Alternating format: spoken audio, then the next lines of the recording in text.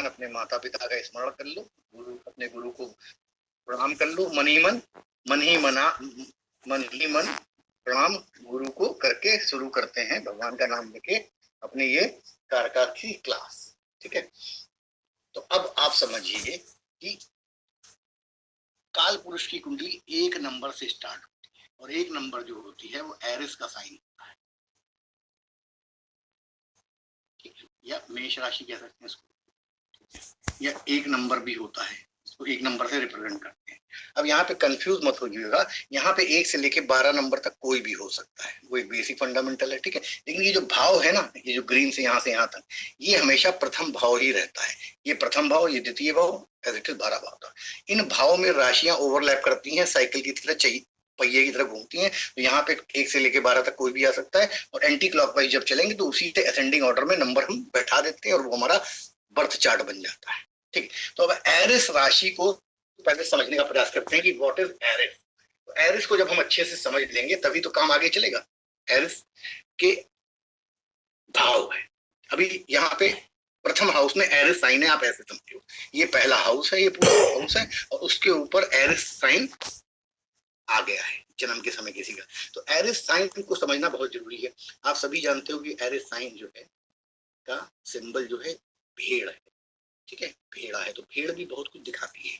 अब अगर आपको भेड़ को, वो भेड़ जीवन में क्या बताती है इसको समझने का अगर आप प्रयास करें, तो जिस प्रकार भेड़ की एक बेसिक क्वालिटी होती है कि वो मीठी घास खाने के लिए धीरे धीरे पहाड़ के बॉटम तक चढ़ जाती है।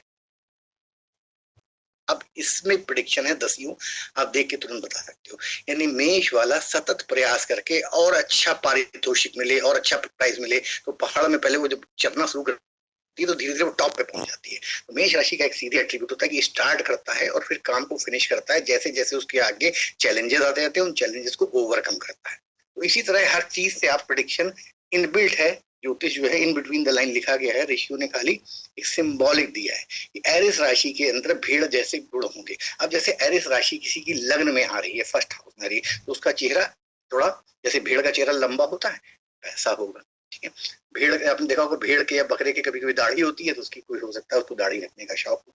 ये आप एक जनरल एट्रीब्यूट से समझ सकते हैं। तो अब हम आपको मेष राशि के कुछ एट्रीब्यूट बताते हैं जो कि नाड़ी और वैदिक दोनों सिद्धांतों में इक्वली लगते हैं। तो मेष राशि सबसे पहले जो है मंगल का घर है। Mars is the planet of मेष राशि, ये सभी पता है। जितने भी कांटेदार थॉर्नी प्लांट्स होते हैं वो मेष राशि को प्रेजेंट करते हैं। अब ये कारक है, कारक है थॉर्नी प्लांट्स, ठीक है। अब थॉर्न वाले प्लांट से अगर आप प्रेडिक्शन करना चाहो तो इसका मतलब जैसे कांटे वाला पेड़ क्या होता है, जरा सा अगर आप उसके पास गए तो आपके कपड़े फट जाएंगे, आपकी चुभ जाएगा। तो मंगल की फायरी ऊर्जा है, मंगल सेनापति है। सेनापति, अब जैसे पुलिस वालों के पास जाओ तो पुलिस वाले क्या करते हैं, बात बाद में करेंगे, रिक्शे वाले के डंडा पहले मार देंगे। वो थॉर्नी प्लांट का मतलब है वो कांटा पहले लगा देगा, फिर तुमसे पूछेगा रे कपड़े तो नहीं फट गए। इसकी ऊर्जा को समझना पड़ता है कि ऋषियों ने ये सब चीजें क्यों लिखी हैं। उसी प्रकार जो रॉक्स, चट्टान, पहाड़, मंगल सेनापति, और सेनापति को अपने कर्मों में, अपने इरादों में, अपने एक्शंस में फर्म होना पड़ता है, लाइक अ चट्टान। अगर सेनापति के इरादे और प्लान्स चट्टान की तरह फर्म नहीं होंगे तो he will not be able to win any battle in his और हर लाइफ। तो मेष राशि जो है वो चट्टान की तरह अडिग है, क्योंकि तो मंगल सेनापति उसका मालिक है, भावेश है। तो कहता है मेष राशि जो है वो रॉक्स को भी दिखाती है। तो रॉक्स तो आप ये कह सकते हैं कि भाई अगर सिंपल रॉक से, लेकिन रॉक से आपको समझना प्रेडिक्शन कैसे करना है। ऋषियों ने एक कारक दे दिया चट्टान, तो चट्टान लिख के उन्होंने छोड़ दिया। वो ये मानते हैं ऋषि और पूर्व के ज्योतिर्विद कि आप भाषा, छंद, निरुक्त, व्याकरण के जानकार हैं और इस चट्टान के बहुअर्थी मीनिंग आप निकाल लेंगे और प्रेडिक्शन कर लेंगे। क्योंकि ऋषियों ने कुछ भी खोल के नहीं बताया है श्लोकों में, क्योंकि उनका ये मानना था कि अगर सब कुछ ओपन करके आसान भाषा में लिख देंगे तो जो पात्र नहीं है ज्योतिष सीखने के वो भी सीख के समाज का संतुलन बिगाड़ देंगे, प्रेडिक्शन कर करके लोगों को लूट लेंगे। इसलिए ऋषियों ने ज्योतिष उन्हीं लोगों के लिए सुलभ कराई जो वेद, पुराण, भाषा, छंद, निरुक्त, व्याकरण इन सब के जानकार होते हैं। तो वो अपने हिसाब से वो, वरना एक आम आदमी चट्टान को चट्टान ही समझता रहेगा जीवन में। लेकिन हम आपको स्टार्टिंग से सिखा रहे हैं, इसलिए थोड़ा सा टाइम लगेगा, बट आपके माइंड में हजारों चीजें क्लियर हो जाएंगी। ये पढ़ने के बाद। तो चट्टान का मतलब फर्म। अब जैसे मेष राशि आपके 7वें हाउस में पड़ जाए तो आपकी पत्नी क्या होगा, he will be firm like a rock, he will be a slow and steadily work करके अपने एम को, अपने गंतव्य को, जिस प्रकार भेड़ जो है चढ़ते चढ़ते शाम तक मीठी घास पाने के लिए पहाड़ के ऊपर चढ़ जाती है, उस प्रकार आपका 7th हाउस या आपका करियर या आपका प्रोफेशन या आपका spouse will act like that. ठीक है। अब एक और चीज समझो, ऋषि ने भेड़ कह के क्या तुम्हें समझाने की कोशिश की है? भेड़ इसको माइन्यूटली समझ लोगे तो सारी ज्योतिष सेकंडों में क्लियर हो जाएगी। भेड़ जो है दूसरे की सेवा करने के लिए अपने शरीर का ऊन भी दे देती है, अपनी खाल मतलब अपने जो बाल होते हैं ना वो भी दे देती है। अब मेष राशि तुम्हारी जहां भी पड़ेगी, जिस हाउस में पड़ेगी, उस हाउस के कारतत्व के लिए तुम अपने शरीर की खाल भी देने के लिए तैयार हो जाओगे। क्यों? समाज कल्याण हेतु, दूसरे को जाड़ा लगे, इसीलिए सेनापति है। सेनापति अपना खून बहा के भी बाउंड्रीज को सिक्योर करता है राज्य की। मेरा हाथ कट जाए, पैर कट जाए, मेरा खून बह जाए, वो खून बहना, हाथ कटना ऋषि ने कैसे सिंबलाइज किया? जैसे भेड़ जैसे अपने शरीर के ऊन से प्यार नहीं करती है, अपनी व्यक्तिगत चीजों को भी सेक्रीफाइस कर देती है दूसरे के सुख के लिए, उसी प्रकार मंगल या सेनापति जो होता है अपना सुख ना देखते हुए भी समाज के लिए कार्य करता है। समझ में आया कि कैसे ऋषियों ने चीजों को छुपा के लिखा है? भेड़ से, अपना इस तरह की भेड़ से तुमको कम से कम 100 प्रेडिक्शन बता सकता हूँ, लेकिन कुछ तुम लोगों के लिए भी छोड़ रहा हूँ कि एक तुमको मैंने तरीका बता दिया कि कैसे तुम लोग को प्रेडिक्शन करने हैं। अब इसमें स्नैपशॉट प्रेडिक्शन है, हम कहीं भी एरिस राशि देखते हैं, इनमें से हम कोई भी एक डोमेन उठा लेते हैं। चट्टान, हॉर्नी, हॉर्न समझा ना कि कांटे की तरह तेज होता है, तीखा होता है, सेनापति तीखा होगा। अगर सेनापति धुलमुल होगा तो वो बड़े बड़े एक्शन कैसे लेगा, बड़े बड़े राज्यों को जीतेगा कैसे? अगर मान लो उसको किसी का राशन पानी काट देना है, मतलब किले के अंदर बंद है दूसरे राजा, उसकी प्रजा, उसने कहा कि इनका पानी और अनाज की लाइन काट दो, तो अब अगर वो, तो ये थॉर्नी एक्शन है ना, कांटेदार एक्शन लाइक कहते हैं ना किसी को, तो इसको तो आप लोग को समझना चाहिए। और हम लोग क्या करते हैं, दुनिया भर की चीजें पढ़ डालते हैं, बेसिक में इन बिटवीन द लाइन की ऋषि क्यों क्यों कहना चाह रहा था ये कभी नहीं पढ़ते हैं। जिस दिन ये आदत आप लोग डाल लोगे, हमारे जैसे किसी भी पढ़ाने वाले की आपको जरूरत जीवन में नहीं पड़ेगी, ये मैं खुलेआम चैलेंज करता हूँ। लेकिन तरीका पकड़ लो क्लासिक्स को डिकोड करने का। आगे चलते हैं। उसके बाद कहता है हिल्स को भी रिप्रेजेंट करता है। अब हिल्स का क्या मतलब है?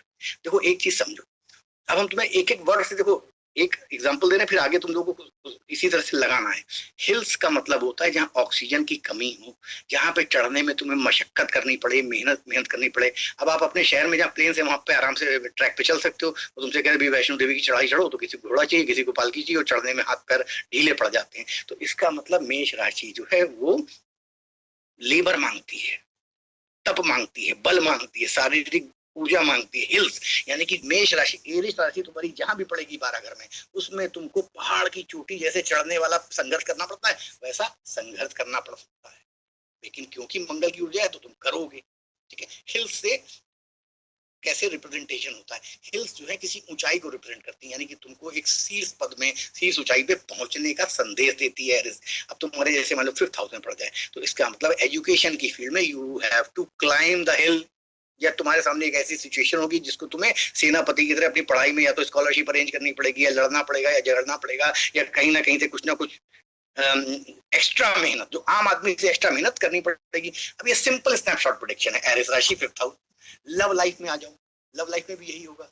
जैसे कि मैं तुमसे मिलने आई मंदिर जाने के बहाने, तो यहाँ पहाड़ पे मंदिर होगा, तो अगर तुम्हें अपने प्यार को पाना है तो तुमको पहाड़ चढ़ने जैसा काम करना पड़ेगा। सिंपल, कुछ नहीं है, बस हम लोग सोचते नहीं है, विचार नहीं करते हैं, इसलिए प्रेडिक्शन कर नहीं पाते। 5th हाउस और किस चीज का है? 5th हाउस संतान का है।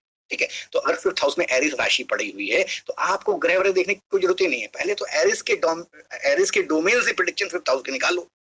5th हाउस अगर संतान है तो हो सकता है संतान के तुम्हारे रिलेशन पहाड़ चढ़ने जैसे हो, क्योंकि तो संतान अब तुम्हारी ऊर्जावान हो गई, मंगल की उसके अंदर क्वालिटी आ गई, तो हो सकता है तुम्हारे जैसे कि मंगल कार्तिकेय तो शंकर वहां से लड़ गए, नाराज हो गए, चले गए हैदराबाद के पास मल्लिकार्जुन में इस निवास कर रहे। तो अब इसको तुम्हें लगाना पड़ता है पुराण वेद और हथ की स्टोरी से कनेक्ट करना पड़ता है, ये क्या मैसेज हमें मिल रहा है इसके पीछे।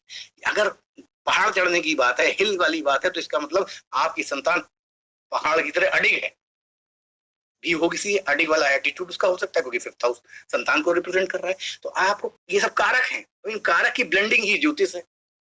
कोई डिविजनल चार्ट, अष्टक वर्ग कुछ देखने की जरूरत नहीं है, एस्ट्रोलॉजर वो जो खोखा कुंडली से प्रिडिक्शन करे D1 से, वो उसको मैं एस्ट्रोलॉजर मानता हूँ। डिग्री चलो मान लो, डिग्री हो खोखा कुंडली से, जो प्रिडिक्शन नहीं कर सकता है वो कुछ नहीं कर सकता ज्योतिष में। आगे चलते हैं। इसके बाद गर्म मुल्क जितनी भी हॉट कंट्रीज हैं, they all are represented by Mesh राशि।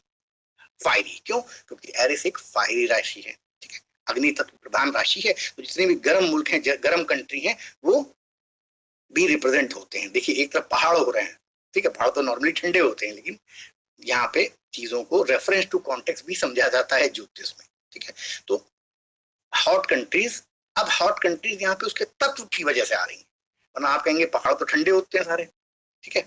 तो ऐसा नहीं है, वो जब रेफरेंस टू कॉन्टेक्स्ट लगेगा तो वहां पे पहाड़ का सिंबोलिज्म अलग है, यहाँ पे हॉट कंट्रीज है।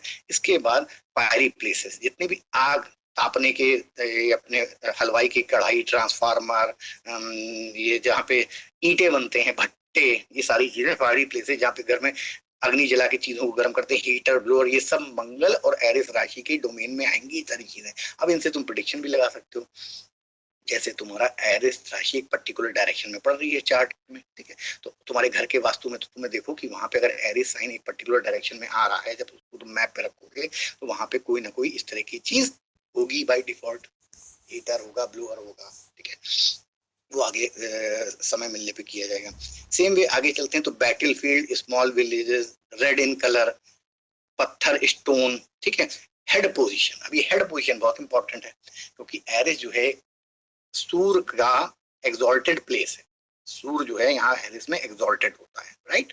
तो एग्जॉल्टेड होने के कारण गवर्नमेंट का सारा काम धाम जो है सेनापति करता है, उसके एक्शन को, राजा की आज्ञा का पालन करना सेनापति का मंगल का काम है। तो हेड पोजीशन और सेंट्रल गवर्नमेंट को भी एरिस राशि रिप्रेजेंट करती है, ठीक है। सूर्य सिंह राशि सूर्य का घर है, वो भी सत्ता के गलियारों को रिप्रेजेंट करती है, लेकिन एरिस से काम धंधा होता है। सेंट्रल गवर्नमेंट यहाँ पे सेनापति का मीटिंग, और सेनापति यानी गवर्नमेंट के वो अफसर जो गवर्नमेंट से जुड़ के उसके एक्शंस को एग्जीक्यूट करते हैं। तो ये एक नक्शल में मैंने आपको एरिस राशि के कुछ डोमेन बताए, कुछ हम आपको और बता देते हैं। अगर बॉडी में देखा जाए तो एरिस हमारे हेड को रिप्रेजेंट करती है। क्लासिक्स, डिफरेंट डिफरेंट क्लासिक कहते हैं, रसायन यानी केमिकल को भी एरिस राशि रिप्रेजेंट करती है। एंशिएंट हिस्ट्री, एंशिएंट हिस्ट्री इसलिए रिप्रेजेंट होती है कि एरिस जो है वो शुरुआती हाउस, स्टार्टिंग, एरिस से ही बिग बैंग थ्योरी हुई, सूर्य से सारे ग्रह टुकड़े हटे और उस समय काल पुरुष की मेष राशि उदय हो रही थी। तो यानी कि सबसे स्टार्टिंग, मेष स्टार्टिंग है और मीन अंत है, तो स्टार्टिंग यानी प्री ऐतिहासिक काल, इसलिए एंशिएंट हिस्ट्री। और हिस्ट्री से रिलेटेड, पुरानी चीजों से रिलेटेड सारी चीजों का संबंध एरिस राशि से बनेगा, ठीक है। एंशिएंट स्क्रिप्ट यानी कि पुराने समय की जितनी पांडुलिपियां, स्क्रिप्ट्स हैं, they can also be seen with Aries rashi. पायरिट और टेक, अब मॉडर्न युग में देखा जाए, क्योंकि ज्योतिष 5000 साल पहले लिखा गया था, तो मॉडर्न युग में technical machinery will also be seen from Aries rashi, right. तो इसमें उम्मीद करता हूँ ये एक आपको मैंने नक्शल में एरिस, और बहुत कुछ है, इतना ही एरिस नहीं है, there are 100,000 of things which you can add slowly and slowly in Aries Rashi. What are the significator, color, ये different direction, वो आप धीरे धीरे, लेकिन आपको एक मैंने नक्शल में एक ये समझाने का प्रयास किया कि अगर स्लोप में आप कुछ पढ़ते हैं तो उसके प्रिडिक्शन कैसे निकालें। थॉर्न, मैं आपको एग्जांपल दूं, जैसे नुकीली चीज कटी हुई, तो आपको, क्योंकि ऋषियों ने सिंबॉलिक है, एस्ट्रोलॉजी सिंबॉलिक भाषा में लिखी है, उसको डिकोड करना पड़ता है कि उसमें से कितने वेरिएशन आप निकाल सकते हो थॉर्न से, ठीक है, राइट। आगे चलते हैं। अब थॉर्न जो है एक हथियार का भी काम करता होगा पुराने समय में, तो सेनापति के पास हथियार भी होता है, तो ऐसे आदमी हथियार रख सकता है, हथियार को शौक हो सकता है। These all will come in under the prediction category. आगे चलते हैं। अब जो सेकंड राशि होती है हमारे चक्र की, ठीक है, वो होती है वृष या टॉरस। तो टॉरस राशि जो होती है, इसके बारे में समझ लो, इसको बैल से रिप्रेजेंट करते हैं, ठीक है। तो बैल के गर्दन पे यहाँ पे देखिए उठा होता है, कंधे उसके मजबूत होते हैं, तो ये फिजिकल एट्रीब्यूट हो गया, ठीक है। बैल हमेशा गले में, उसको देखो आप लोग कुछ ना कुछ पहनाते हैं, तो जिसका भी टॉरस असेंडेंट होगा वो उसको गले में कुछ ना कुछ पहनने की आदत हो सकती है, क्योंकि बैल के गले में घंटी बांधते हैं ना, तो ये सब एट्रीब्यूट्स में आता है। उसके जो जांघें और पैर होंगे बहुत मजबूत होंगे, फिजिकल एट्रीब्यूट की बात कर रहे हैं, ठीक है। और अब ये वीनस का हाउस है, Taurus is a sign of Venus. तो अब जितने भी कैटल शेड्स हैं, कैटल शेड्स का मतलब होता है जहाँ पे जानवर बांधे जाते हैं, लेकिन ये कैटल शेड यहाँ पे इसलिए आ रहा है कि 5000 साल पहले कैटल ही इम्पोर्टेंट एस्पेक्ट हुआ करता था वेजिटेशन का, एनवायरनमेंट का, परिवार का, समाज का। तो कैटल शेड हो गया, फ्रूट्स हो गए, सफेद कलर हो गया, फूड ग्रेन्स हो गए, और फोरहेड में फेस और फोरहेड को भी टॉरस राशि से रिप्रेजेंट करते हैं। अब एक्सप्लेन हम करना चाहते हैं कि फूड ग्रेन्स क्यों, क्योंकि बैल जो होता है वो खेत जोतता है, ठीक है, और वीनस जो है उत्पन्न चीजों को उत्पन्न करने का कारक है, क्योंकि वीनस देखा जाए तो सीड है, वीनस शुक्र है, शुक्राणु है, स्पम्स है, फिर वो चाहे इंसान क्यों हो, चाहे वो पेड़ पौधे उससे जो है वेजिटेशन या उससे हम खाने खाने पीने की चीजें उगाएं। और आप सब जानते हो कि सेकंड हाउस या टॉरस राशि कहीं ना कहीं हमारे फूड टेस्ट, फूड और खाने की हैबिट्स और खाने के तरीकों को भी बताती है। तो ये एक जनरल चीज समझ लीजिए क्यों हम जो यहाँ पे आपसे प्रयास कर रहे हैं कि क्यों भी आप साथ में सीखते जाओ एटलीस्ट, ठीक है। तो ये टॉरस के एट्रीब्यूट हो गए। अब टॉरस के अगर और एट्रीब्यूट में चले तो जैसे मैंने फेस आपको बता दिया, उसी तरह टॉरस जो है फॉर्चून, टॉरस जो है, क्योंकि टॉरस नेचुरल काल पुरुष की कुंडली में एक्विजिशन ऑफ वेल्थ है, तिजोरी है, बैंक है, सरकारी चेस्ट है, लॉकर है, आपका what you possess in your life that will be seen from Taurus sign और सेकंड हाउस। या आपने 11 से कमाया और सेकंड में कितना बचाया, कितना पैसा रुका, ये टॉरस से देखा जाएगा। तो इसी प्रकार टॉरस साइन से आप मेडिसिन भी देख सकते हो। अब जैसे मान लो हम आगे तो बढ़ गए, मेडिसिन देखिए आप, हमने आपको बता दिया टॉरस टॉरस साइन जो है मेडिसिन का भी साइन है, लेकिन हमें पूरा विश्वास है कि आप में से 50% लोग इसका एक्सप्लेनेशन नहीं दे पाओगे कि टॉरस मेडिसिन साइन क्यों है।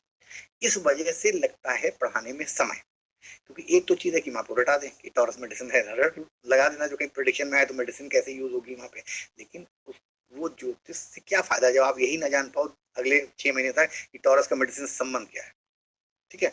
सिर्फ जनरल लोग हाथ उठाओ जिनको ये नहीं पता कि टॉरस का मेडिसिन से कनेक्शन कैसे बना सकते हैं, सिर्फ हाथ उठाओ वो लोग जिनको नहीं पता है। तो हम एक आइडिया लगे कि हम समझें तो टॉरस का मेडिसिन संबंध लोग जान पा रहे हैं, कितने लोग नहीं समझ पा रहे हैं, ठीक है। देखिए हम शॉर्ट में आपको बता देते हैं, लेकिन आपको धीरे धीरे सीखना पड़ेंगी ये सारी चीजें।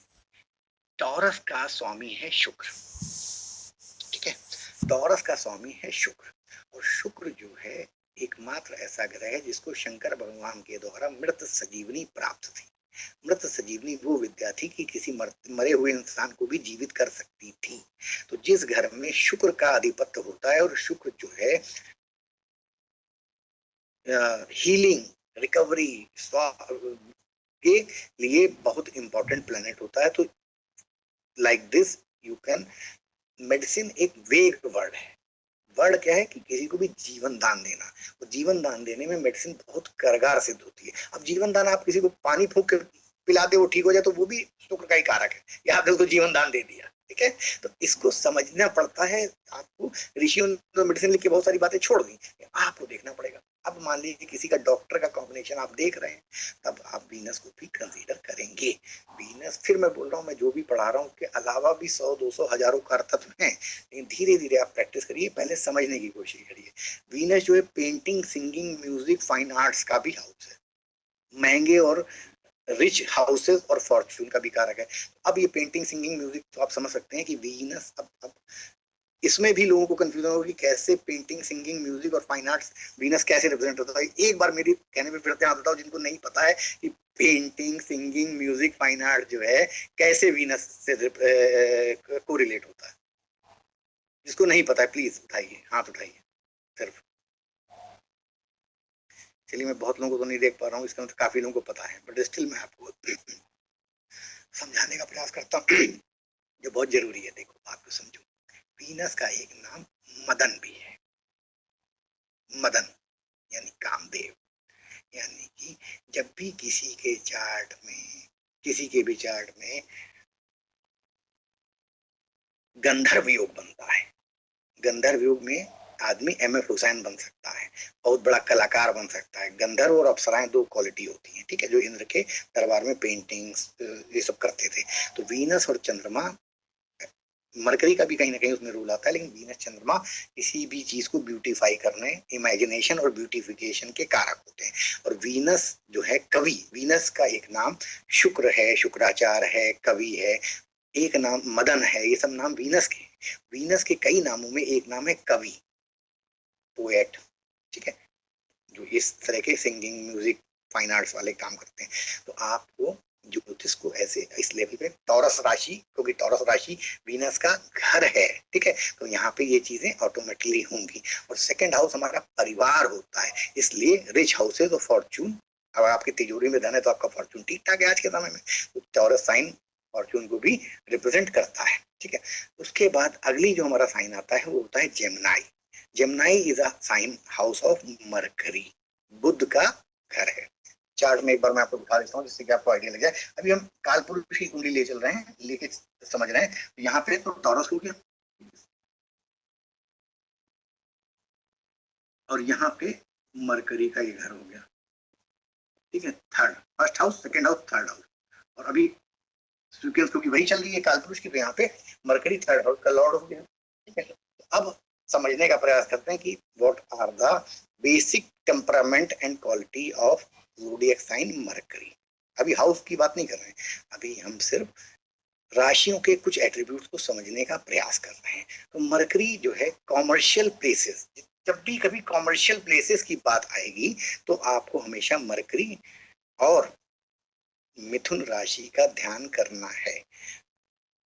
मिथुन राशि से बहुत सारे प्लेसेस होते हैं, पार्क, लड़कियों का स्कूल, मनोरंजन के क्लब, बाल डांस वाले क्लब, ये सब मिथुन राशि में आते हैं। छोटे बच्चों के पार्क, ठीक है, हरे घास के मैदान, ठीक है, उसी में से कॉमर्शियल प्लेसेस जहाँ पे व्यापारिक लेन देन होता है, ठीक है, जितने भी कॉमर्शियल शॉपिंग मॉल, अब मान लीजिए कोई आपके पास आ गया शॉपिंग मॉल हम खोलना चाहते हैं, तब आप मरकरी और सब चीजों के साथ साथ मिथुन राशि पर भी विचार करेंगे, ठीक है। तो ये कारक है, कारक जब तक नहीं, अब मान लीजिए आपको यही नहीं पता कि हम शॉपिंग मॉल किससे देख लें, तो आप क्या करेंगे, शॉपिंग मॉल को भी आप मिट्टी का टुकड़ा समझ के मंगल से देखना शुरू कर देंगे।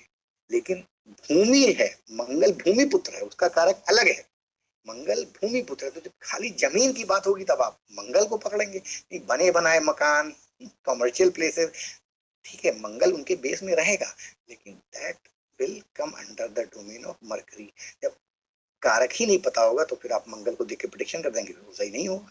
इसलिए भाव भावेश कारक का ज्योतिष में सबसे ज्यादा इंपॉर्टेंस है, ठीक है। आगे चलते हैं, एक बार ये एट्रीब्यूट हो जाए फिर हम लोग इमीडिएटली प्रिडिक्शन पाएंगे। प्रिडिक्शन इसी में साथ साथ हम लोग सीख भी रहे हैं, अगर आप ध्यान देंगे तो यू विल लर्न थिंग्स। तो जेमिनी जो है वो ग्रीन प्लेसेस मैंने आपको बता दिया, जैसे हरी पत्तियां, हरी हरे पेड़, ये सब जो है जेमिनी राशि को रिप्रेजेंट करते हैं।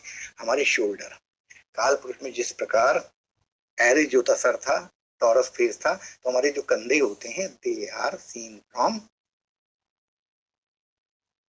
Gemini sign. अब देखिए कैसे प्रिडिक्शन करा जाता है।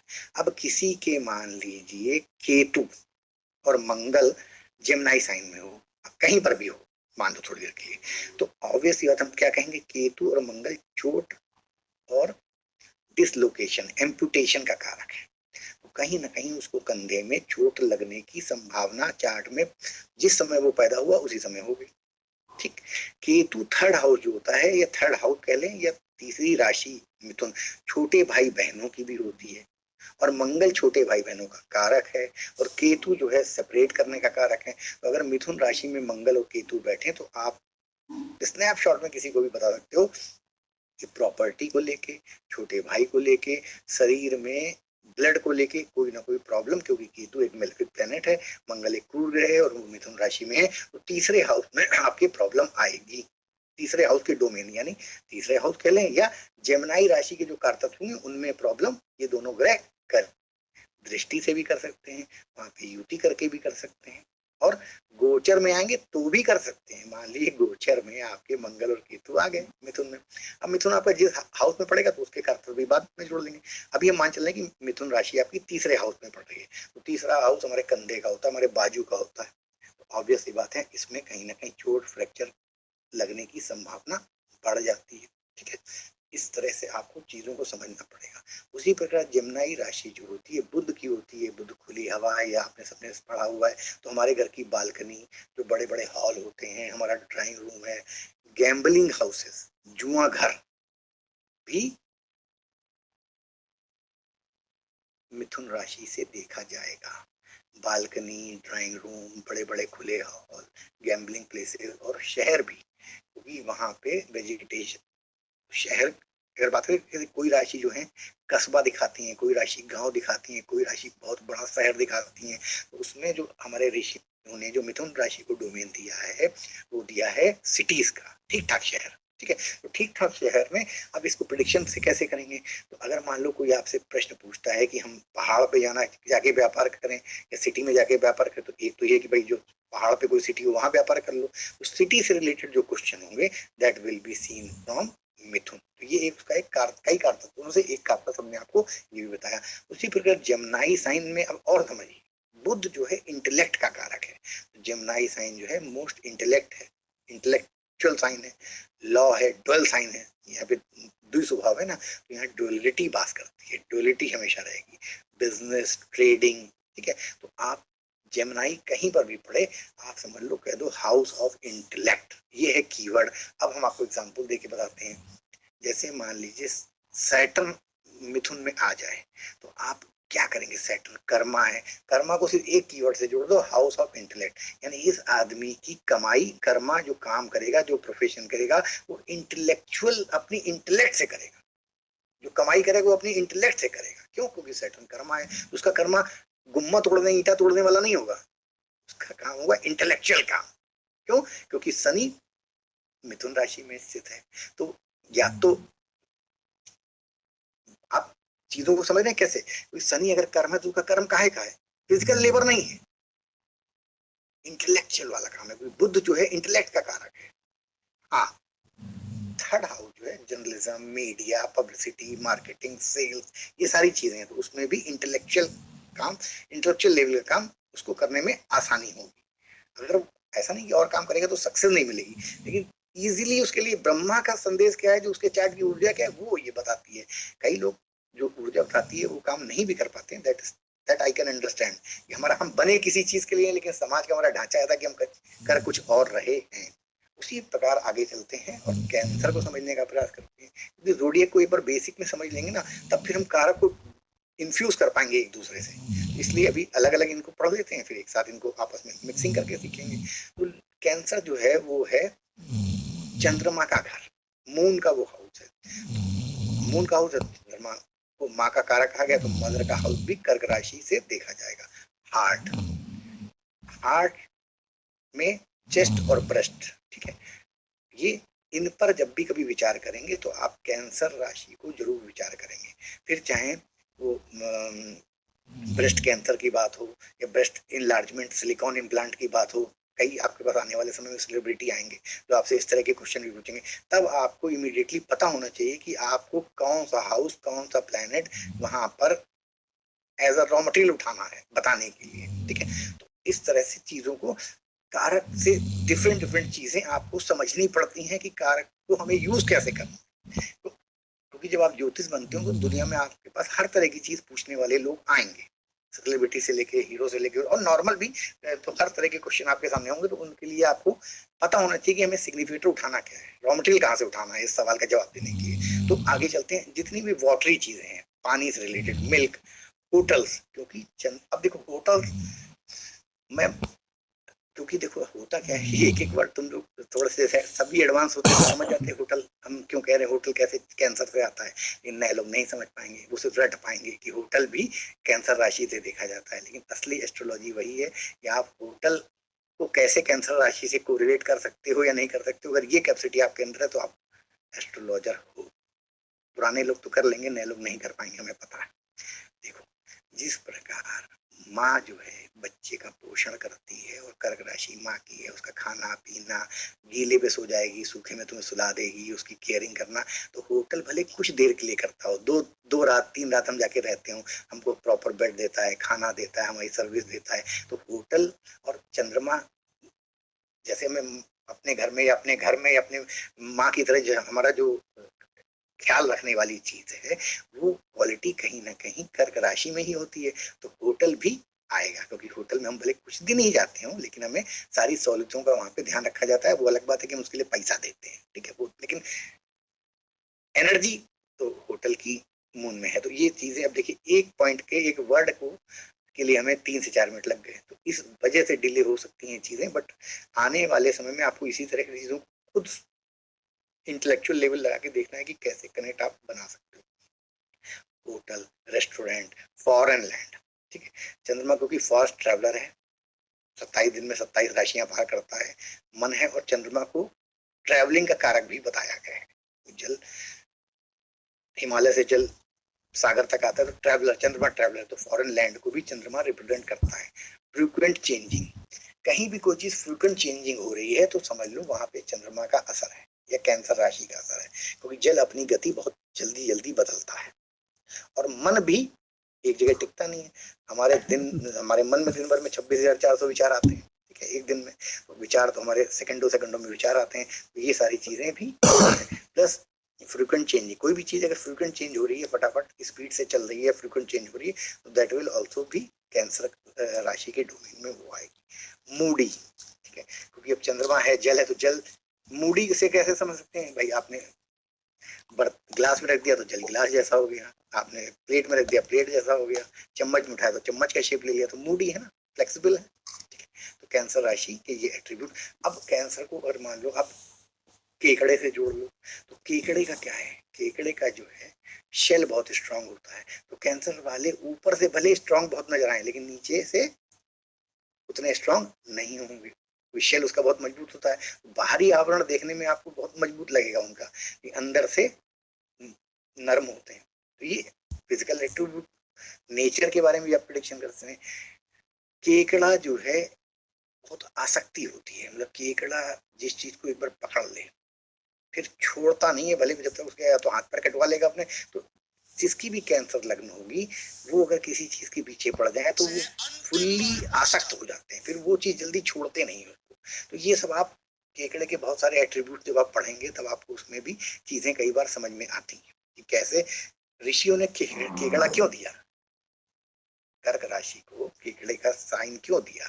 तो उन्होंने देखा होगा ना कि जो केकड़ा जिस तरह की हैबिट्स या हरकतें हैं, उसी तरह के कोई ना कोई नेचर और एट्रीब्यूट्स और हरकतें जो हैं कर्क राशि के इस इतने 30 डिग्री के हिस्से में आ रही हैं। और जिनको भी कर्क का ये हिस्सा मिलेगा, उनके अंदर जो क्वालिटी है, तो वो अगर आपको टेक्निकली समझाते तो उन्होंने क्या किया, एक साइन ला के रख दिया, इस साइन को समझ लो, तुम कर्क राशि को समझ जाओगे। अब है क्या कि हम लोग केकड़ा केकड़ा ही देखते रहते हैं, केकड़े के बारे में जितनी बातें हमें जाननी चाहिए वो नहीं जानते हैं।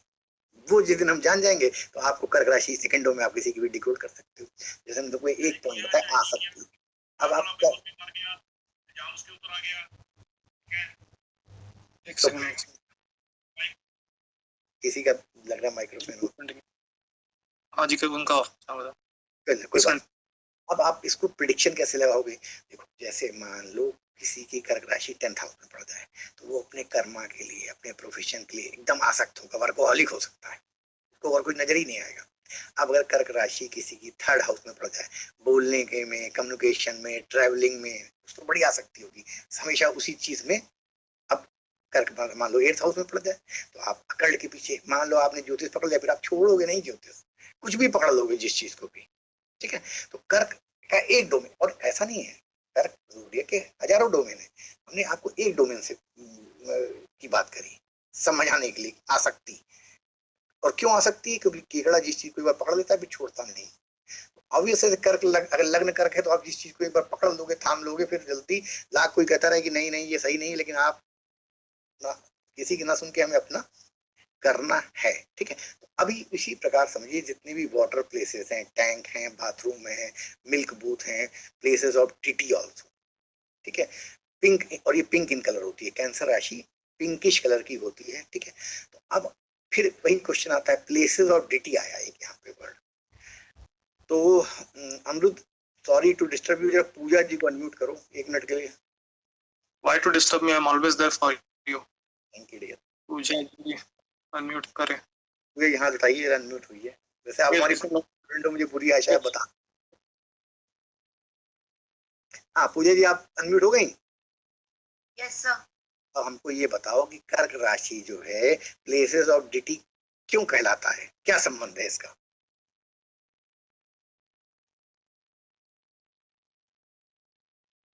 आप हमारे साथ और बैच में भी रही हो ना? जी सर। तब तो आपको बताना चाहिए, जुर्माना लगेगा आपको, नहीं बता पाएंगे आप। लगना चाहिए सर। देखो बात को समझो, अब ये बड़ी हो सकता है, मैं मानता हूँ और भी बहुत लोगों के माइंड में होगा कि प्लेसेस ऑफ डिटी का कर्क से क्या संबंध है।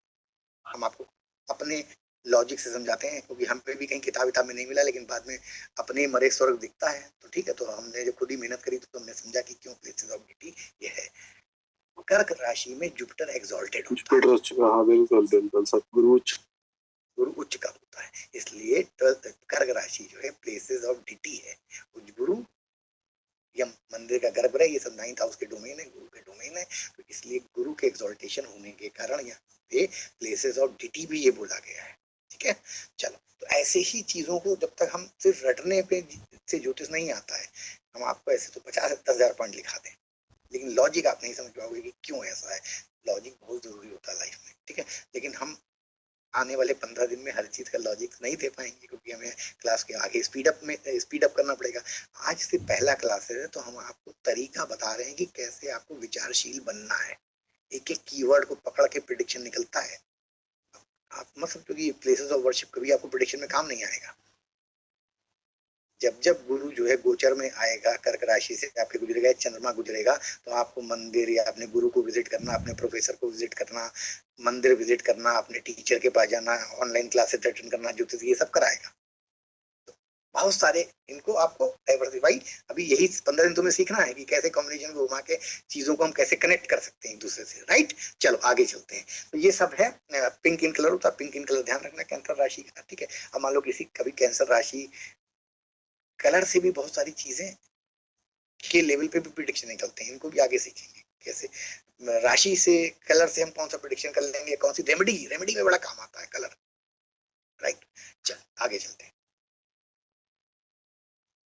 लियो साइन, ठीक है, पांचवा साइन जो है लियो साइन या लियो जोडियक या लियो राशि। तो लियो राशि के भी अपने कुछ व्यक्तिगत एट्रीब्यूट हैं। तो ये सूर्य का घर है, ठीक है, सिंह इसका सिंबल है। अब जिसने सिंह को जिसने डिटेल में समझा, उसने लियो की पूरी क्वालिटी को समझ लेगा। जैसे क्या है, शेर जो है कोई काम नहीं करता है, शिकार भी शेर नहीं करके लाती है, शेर मस्त बैठ के खाता है और अपनी मान में जाके सो जाता है। तो राजा कभी काम थोड़ा करता है, प्रजा काम करती है उसके लिए, ठीक है। तो सिंह, क्योंकि शेर भी जंगल का राजा है और ये सूर्य का घर है, तो यहाँ पे लाइट देना, दूसरों को कंट्रोल करना, सेंटर पोजीशन रहना, ये सब उसकी क्वालिटी में आ जाता है।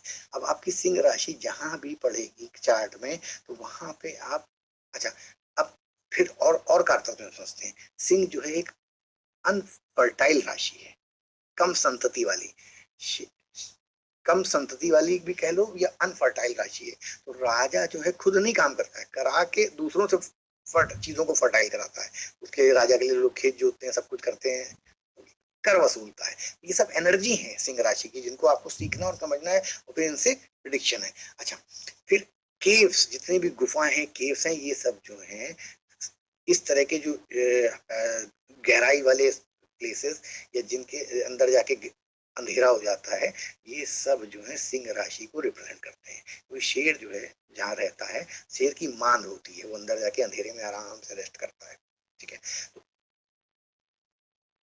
ऋषियों ने शेर का रिप्रेजेंटेशन दे के बहुत सारी बातें हमें बताई। किन एरियो में शेर रहता है, गुफाओं में, अंधेरी जगहों पे, ये जंगल्स, फॉरेस्ट, ये सब जो है सिंह राशि के डोमेन में आते हैं। अब जैसे सिंह राशि आपके 10th हाउस में पड़ जाए, या आपके बिजनेस वाले हाउस में पड़ जाए, तो आपका बिजनेस अगर हमको सिंह राशि से एफिलिएट करना है, तो हम क्या करेंगे भाई, आप जंगल में लकड़ी, चंदन की लकड़ी काट लो, जंगल में खुद के रॉ मटेरियल निकाल लो, जंगल से जितनी भी रॉ मटेरियल और उसकी जो संपत्ति है, वहां पे आप माइनिंग का आपको ठेका मिल जाए, तो जंगल से में जितने भी तरह के काम होते हैं, आप फॉरेस्ट रेंजर बन जाओ, ठीक है।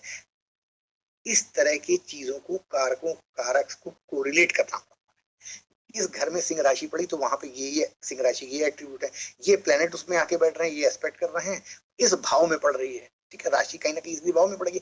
अब इनकी जब आप ट्यूनिंग कर लेते हो तो आप प्रिडिक्शन कर ले जाते हो, ठीक है।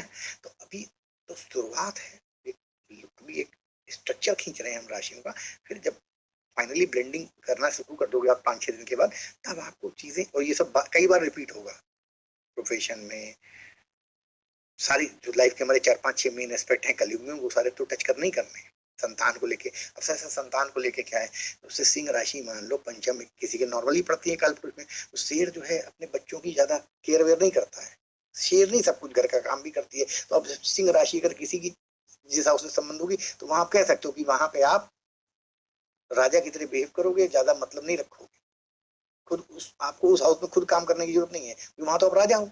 अब वो चाहे 8th में पढ़े, 9th में पढ़े, 10th में पढ़े, हाउसेस के एट्रीब्यूट से आपको उसको कंबाइन करना है।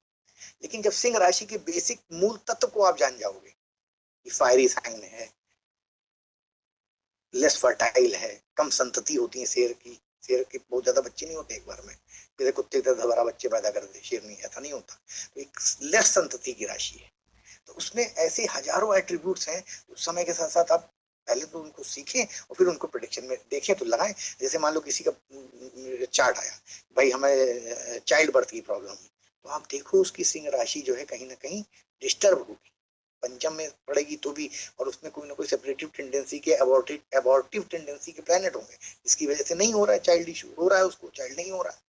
ये सारी कौन सी चीज सीखने पे कहाँ पे कनेक्ट होती है ये आप कभी नहीं कह सकते हो, इसलिए एट्रीब्यूट सीखते चलिए, लगाने की आएगा, एक दिन आएगा जब आपको कहीं ना कहीं लगाना पड़ेगा ये, तब वो आपका स्टनिंग प्रोडक्शन होगा, राइट। तो लियो जो है किंगडम को रिप्रेजेंट करता है, प्लेसेस ऑफ एडमिनिस्ट्रेशन को रिप्रेजेंट करता है, लाल फीता शाही सत्ता के गलियारे, राजा जहाँ बैठता है, राजा बैठ से तो अगर मेष राशि में भी बैठता है, क्योंकि कभी भाई, क्योंकि सबका जो है अपना एक बड़े लोगों के दो दो जो एक होता है दीवाने खास, और लोगों से कहाँ पे किससे मिलेगा, कहाँ पे मंत्रणा करेगा, तो सबके अलग अलग चैम्बर होते हैं ना। तो यहाँ पे लियो जो है प्लेसेस ऑफ एडमिनिस्ट्रेशन है, क्यों, क्योंकि सूर जो है सेंट्रल फिगर है, वो उसके चारों तरफ सारे ग्रह घूमते हैं, तो ये सिंह राशि सूर का घर होने के कारण that is the place of administration. इसको कैसे लगाएंगे, अब जैसे मान लीजिए आज की कलयुग में गवर्नमेंट का एडमिनिस्ट्रेशन सर्विसेज का बहुत सारे क्वेश्चन जब आएंगे, तब आपको सिंह राशि को आपको मान लीजिए उसका लग्न का संबंध सिंह राशि से बन जाए, तो लग्न मतलब फिजिकल बॉडी, तो फिजिकल बॉडी जो है प्लेसेस ऑफ एडमिनिस्ट्रेशन में उसका रोज आना जाना है, यानी कि लग्न उठ के सिंह राशि में आ गई, तो हम प्रेडिक्शन क्या करेंगे कि इसका मतलब इसकी लग्न सिंह राशि में, तो इसका फिजिकल बॉडी का संबंध प्लेसेस ऑफ एडमिनिस्ट्रेशन से बन रहा है। अब वो वहां पे अपना काम कराने जा रहा है, वहां पे वो चपरासी है, वहां पे वो कैंटीन चलाता है, और वहां पे वो डीएम है, वहां पे एसडीएम है, वो बात की बात है, वो तो सारे प्लांट के एस्पेक्ट देख लीजिए, आपको सेकंडों में कारक से ये समझ में आ गया कि यार इसका फिजिकल बॉडी का रिलेशनशिप जो है, अब मान लीजिए कि प्लेसेस ऑफ एडमिनिस्ट्रेशन से बन रहा है ये, अब इसको आगे आपको बिल्डअप करना है। अब जैसे मान लीजिए मंगल आ गया, तो मंगल क्या है, छोटा भाई है, तो इसका मतलब छोटे भाई का संबंध प्लेसेस ऑफ एडमिनिस्ट्रेशन क्या, मान लो चंद्रमा आ गया, तो इसका मतलब माँ जो है किसी पॉलिसी मेकिंग में स्कूल की प्रिंसिपल हो सकती है, जैसा पावर होगी, भाई चंद्रमा बहुत पावरफुल होगा तो माँ जो है सेंट्रल मिनिस्टर हो जाएगी, जहाँ पे वो प्लानिंग कमीशन में आ जाएगी, एडमिनिस्ट्रेटिव सर्विस में होगी। अब मान लो चंद्रमा बहुत बलशाली नहीं है, तो पता लगा वो गृह उद्योग चला रही है और 5-10 औरतों से काम करा रही है, उनको एडमिनिस्ट्रेट करके लिज्जत पापड़ बनवा रही है। अब यहाँ पे चंद्रमा की पावर देखनी है, भाई चंद्रमा अगर मान लो माँ है, तो माँ जो है आईएएस ऑफिसर है, या माँ जो है गृह उद्योग चला के 15 फीमेल्स को रख के जो है बड़ी पापड़ बना रही है, उनका एडमिनिस्ट्रेशन ये पता चलेगा जब आप उस पे एस्पेक्ट, चंद्रमा का बल, सारी चीजें देखोगे। सिंपल, इसमें कोई दिक्कत समझने में,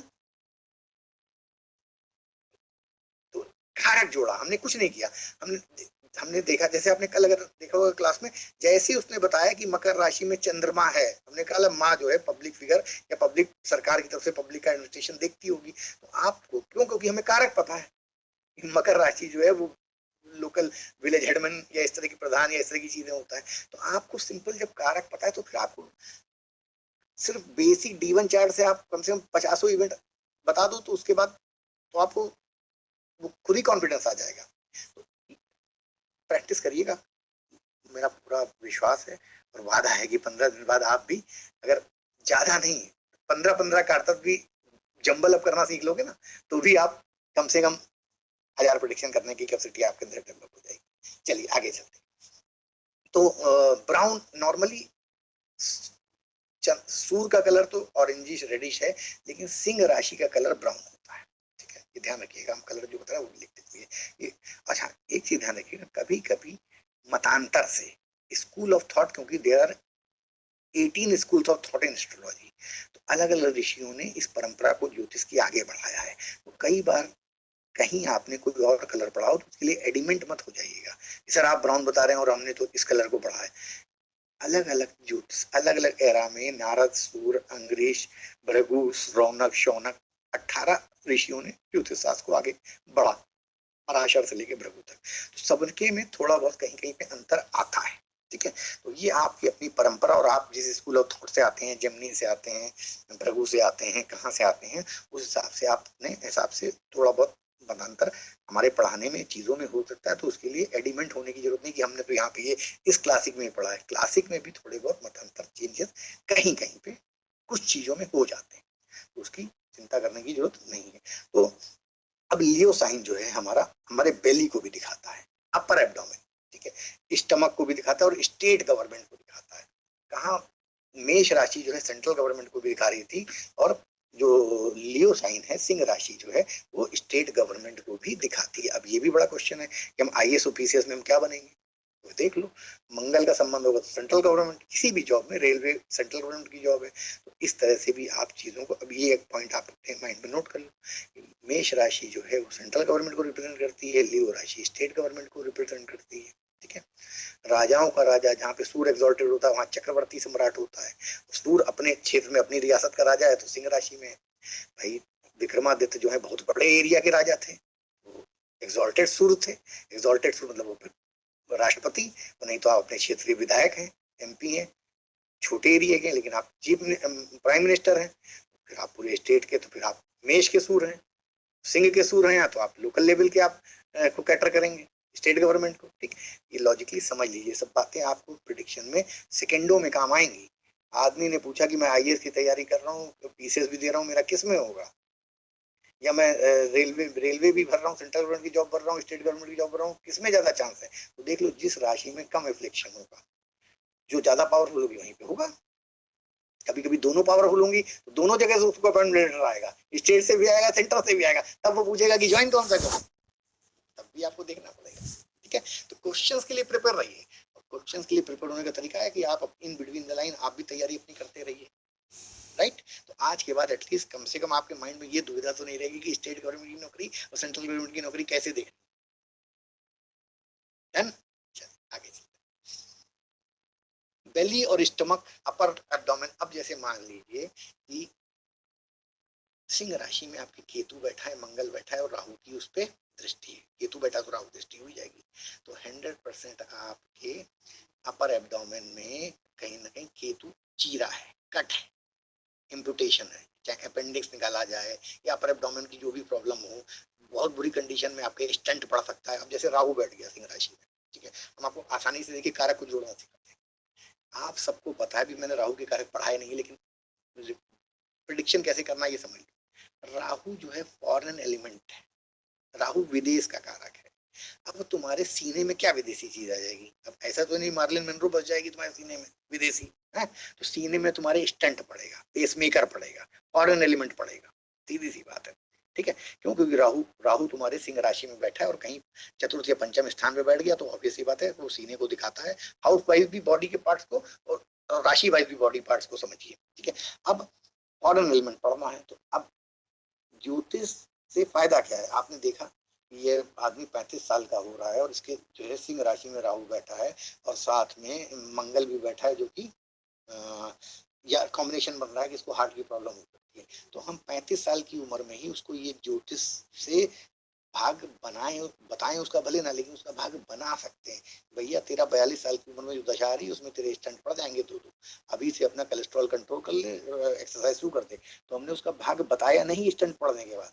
ज्योतिष तो वो विद्या है जो चीज को होने से पहले रोकने के प्रयास किया जाता है, हो गया तो उसके बाद क्या बताया तुमने, ज्योतिष का मजा तो तब है तुम बता दो कि 7 साल बाद स्टैंड पढ़ना है, तुम्हारा कॉम्बिनेशन ऐसा है, फॉरेन एलिमेंट तुम्हारे सीने में पड़ेगा, सिंह राशि का राहु है तुम्हारा,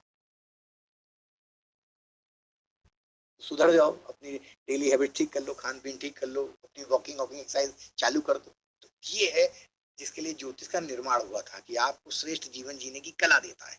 क्योंकि ज्योतिष वेदांग है, इसलिए वेद जो है, वेद आर नथिंग, वेद जो है जीवन जीने की पद्धति है, और ज्योतिष जो है छठा वेदांग है। तो ज्योतिष से आपको जीवन जीने की पद्धति सीखनी है। प्रिडिक्शन क्या चीज होता है? ज्योतिष में कभी प्रिडिक्शन के लिए नहीं बनाई गई। ज्योतिष तो आपको अच्छा इंसान बनाने के लिए बनाई गई, आपको निर्माण प्राप्ति के तरफ प्रेरित करने के लिए बनाई गई कि आप अपने जीवन को अच्छे से सुचारू रूप से समय से पहले समझते हुए ठीक से चलें।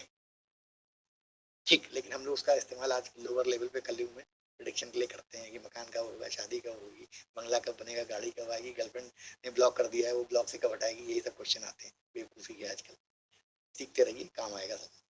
ठीक है, चलो आगे चलते हैं। तो अब इसमें हम जो थे कैंसर राशि में सिंह राशि को समझ रहे थे। अब सिंह राशि जो है फादर का घर है, कैपिटल सिटी है, क्योंकि राजा जहाँ पे रहेगा वो कस्बे गांव में तो रहेगा नहीं। जब भी सिंह राशि होगी वो कैपिटल सिटी होगी। अब किसी ने पूछा कि भाई साहब हमको नौकरी बेंगलोर से भी ऑफर है और हमको जो है कहाँ दूर जगह से ऑफर है, तो आप कैपिटल सिटी है, यानी कि छोटे मोटे शहर नहीं, नागपुर और कानपुर टाइप के, मतलब गुड़गांव, दिल्ली, बेंगलोर, तो कैपिटल सिटी है, ठीक है, स्टेट कैपिटल। तो आप लियो साइन से अगर कॉम्बिनेशन बन रहा है तो आप उसको बिंदास बोलिए, किसी भी स्टेट के कैपिटल सिटी में जो कैपिटल उसका है वहां पे आप नौकरी करिए, ज्वाइन करिए, फायदा होगा। तो लियो जो है कैपिटल सिटी। लियो साइन जो है फायरी है, केमिस्ट्री, केमिकल, क्योंकि जंगल में केमिकल पाए जाते हैं, तो केमिस्ट्री और केमिकल्स का भी संबंध, जैसे मेष से बन रहा था फायरी होने के कारण अग्नि, अग्नि, तो अग्नि को यहाँ पे इन्होंने केमिकल के फॉर्म में लिया है, जो क्योंकि केमिकल से जलन होती है ना शरीर में, तो मेष राशि भी अग्नि तत्व है और सिंह राशि भी अग्नि तत्व है। तो यहाँ पर भी इन्होंने केमिस्ट्री और केमिकल्स और फायरी चीजों को जोड़ा है। स्टमक, स्प्लीन, ये सब हमने आपको बता दिया। अब हेड ऑफ डिपार्टमेंट, यानी लीडर और हेड ऑफ डिपार्टमेंट, ये दो मेजर डोमेन है सिंह राशि के। यानी सिंह राशि जो है that will produce leader, that will produce head of department. Education field में अगर कोई आपका क्वेश्चन करता है तो आप इस कीवर्ड को नोट कर लो कि लियो साइन से हेड ऑफ डिपार्टमेंट, ठीक है, लीडरशिप भी देखी जाएगी, किंगली एटीट्यूड, किंगली, राजा की तरह रहना, ये भी लियो साइन से देखा जाएगा। गवर्नमेंट के हेडक्वार्टर्स, अगर प्लेसेस की बात करें कि लियो साइन, अब जैसे क्या होता है जब आप लाल किताब पढ़ते हो तो लाल किताब में कहीं कहीं पे टुटका आता है कि सरकारी भूमि में ये चीज दबा दो, तो गवर्नमेंट हेडक्वार्टर में उसके बाग बगीचे में आपको चीज दबानी पड़ती है। तो आपको अगर सिंह राशि का किसी का मान लो कोई रेमेडी करनी है और वो गवर्नमेंट सिंह राशि के स्थान पे वो रेमेडी होनी है, तो या तो फिर आप जंगल में जाओ, ठीक है, या फिर ऐसी जगह ढूंढो। हमारे ऋषियों ने क्या बताया कि राजा या गवर्नमेंट के जो हेडक्वार्टर्स हैं, या राजा जहाँ पे राजा के जो अंतर्गत चीजें आती हैं उनको भी सिंह राशि से देखा जाता है, राइट।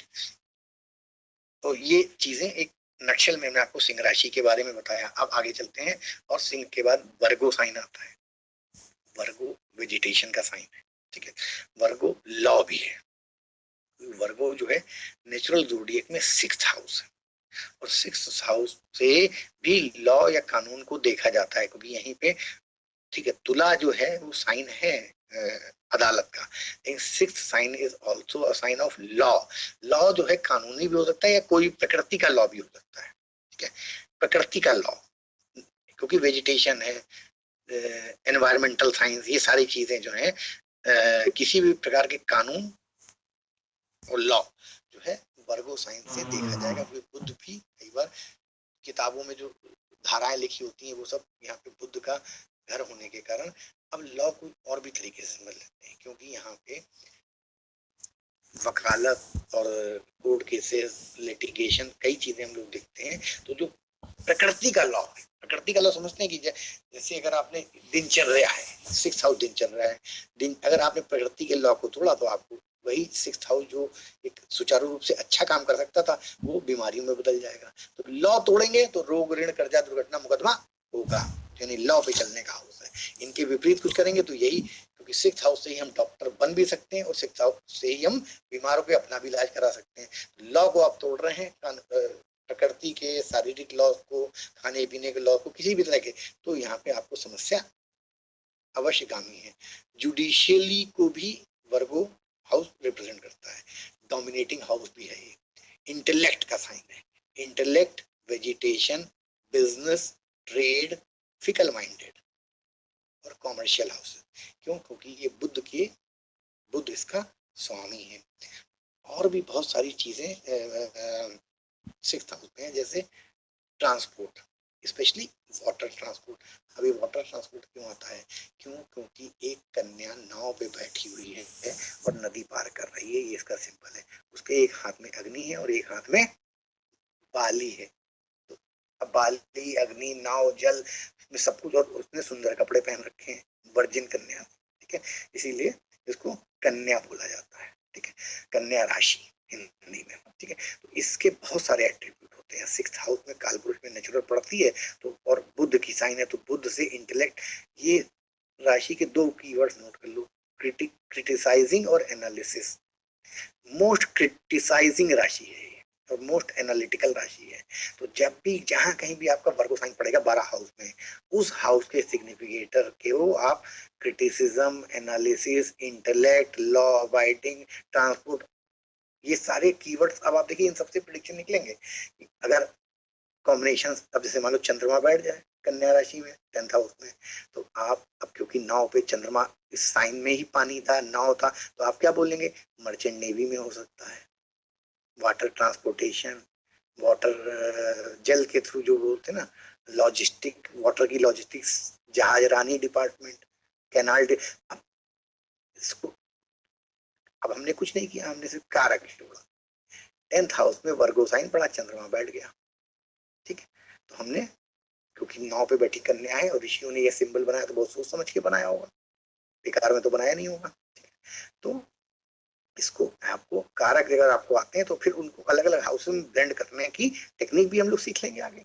पहले कारक ये सब ध्यान रखिए अपने माइंड में, इनको बैठा लीजिए, तो ये सब यूज होंगे बार बार चार्ट देखते टाइम भाई, क्योंकि ये राशियां कहीं भी पड़ेंगी, उनमें कोई भी ग्रह बैठेगा, तो जब ग्रह और राशियों के आपको जब वर्गों के 8-10 मेजर पॉइंट पता होंगे कि वेजिटेशन है, यहाँ पे ट्रांसपोर्टेशन है, यहाँ पे एनालिटिकल है, यहाँ पे क्रिटिसिज्म है। अब आप होता है आपका वर्गो साइन जिसका प्रोमिनेंट होता है ना, उसको आप 10 पन्ने दे दीजिए, वो 2-3 मिनट में उसमें कहाँ कहाँ गलतियां ढूंढ के निकाल देगा। एनालिसिस, एनालिटिक, अब आजकल जैसे डेटा साइंस, डेटा प्रोसेसिंग का बहुत चलन है, तो आप डेटा साइंस, डेटा प्रोसेसिंग को जोड़ सकते हैं, इंटेलेक्चुअल काम, ठीक है।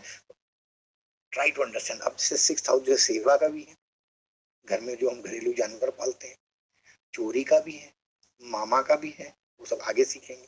तो यहाँ पे हमने अभी वर्गों से, तो ट्रेड, फिकल माइंड क्यों है? क्योंकि बुद्ध जो है कहते हैं जिसके साथ बैठता है उसकी क्वालिटीज को अपने अंदर एक्वायर कर लेता है। और यहाँ पे ये द्वि स्वभाव राशि है, 6 नंबर जो होती है, 3, 6, 9, 12, इनमें द्वि स्वभाव होते हैं। जब द्वि स्वभाव है तो फिकल माइंडेड है,